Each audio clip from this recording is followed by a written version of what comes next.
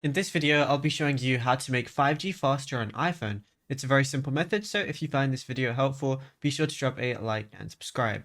Now, 5G speeds on iPhone are often throttled by smart data features designed to save battery. So to get the fastest possible speeds, you need to tell your iPhone to prioritize performance over power efficiency. So what you want to do is force 5G on and disable smart data. What you want to do is go over to your settings application and then go over to cellular, or in my instance, it's going to say mobile service. Go ahead and click on that.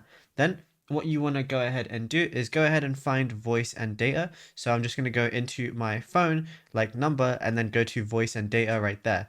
And if it's on 5G auto or if it's on 4G, what you want to do is switch it to 5G on. This forces the iPhone to stay locked to 5G whenever a signal is present, preventing the speed sapping, which to LTE. And yeah, it's as simple as that. Now, if you found this video helpful, be sure to drop a like and subscribe. And also be sure to check out all our other tutorials that we've been posting on the channel as well, because there is a lot to go through and you might find something you didn't know about yet.